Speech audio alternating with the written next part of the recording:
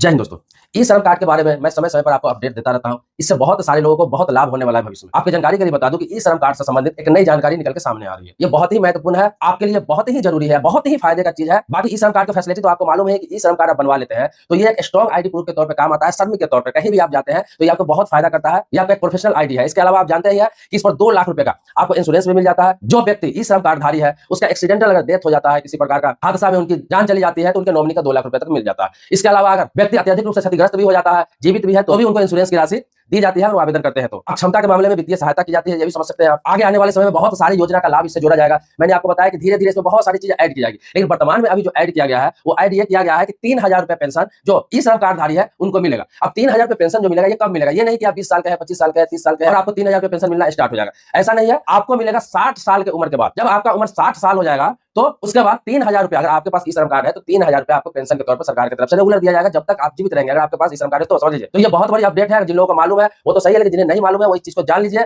कि आपका एक पेंशन का प्लान हो गया जो ई श्रम कार्ड है और सरकार ने समझिए एक तरह का पेंशन का प्लान आपको दे दिया। इसके अलावा आने वाले समय में बहुत सारी चीजों को इस ई श्रम कार्ड से जोड़ा जाएगा। जैसे आपको बता दूं कि उज्ज्वला गैस योजना को जोड़ा जा सकता है, आयुष्मान भारत कार्ड को जोड़ा जा सकता है, प्रधानमंत्री आवास योजना को जोड़ा जा सकता है, अंत्योदय योजना को इससे जोड़ा जा सकता है, बीपीएल धारी को इससे जोड़ा जा सकता है। मतलब कि जिसके पास ई श्रम कार्ड होगा उससे ही गरीबी रेखा से नीचे माना जाएगा, क्योंकि पूर्ण रूप से श्रमिक वही कहलाएंगे जिसके पास ई श्रम कार्ड है, क्योंकि इसका नाम ही है ई श्रम कार्ड। तो धीरे धीरे जैसे चीजों का ऐड किया जा रहा है एक एक करके साल दर साल, तो आने वाले समय बहुत सारी चीजों को इसमें ऐड किया जाएगा। कोई भी काम एक साथ नहीं होता है। तो जैसे ई श्रम कार्ड का फायदा आपको धीरे धीरे नजर आ रहा है, जैसे धीरे धीरे करके 2-4-5 सालों में आपको लगेगा इसमें बहुत सारी चीजों को जोड़ दिया गया है और जो लोग बनवा रखे हैं उन्हें भविष्य में फायदा इनको मिलने लगेगा। इसलिए आपने ई श्रम बनवा रखा है तो बहुत अच्छी बात है, लेकिन आप श्रमिक है और अभी तक आपने नहीं बनवाया। श्रमिक का मतलब ये नहीं है कि आप सिर्फ मजदूरी करते हैं, आप सब्जी बेचते हैं, ठेला चलाते हैं, कोई छोटा मोटा चाय का दुकान, समोसा का दुकान, अखबार बेचने वाला, दूध बेचने वाला, माली का काम करने वाला, सिलाई का काम करने वाला, पंचर का काम करने वाला, ड्राइविंग करने वाला, नौकरानी का काम करने वाला, किसी कंस्ट्रक्शन साइट पे काम करने वाला, रोड में काम करने वाला, किसी खेत में काम करने वाला, किसी फैक्ट्री में काम करने वाला, किसी प्रकार का श्रमिक है जो श्रमिक जो मेहनत से काम करता है उसे श्रमिक कहा जाता है। वो सारे लोग इस कार्ड को बनवा सकते हैं। तो बहुत सारे लोग बनवा चुके हैं। आपको बता दूं अभी तक का आंकड़ा है कि 25 करोड़ प्लस लोग इसको बनवा चुके हैं और सरकार के आंकड़े के अनुसार 38 करोड़ से अधिक लोग असंगठित मजदूर हैं।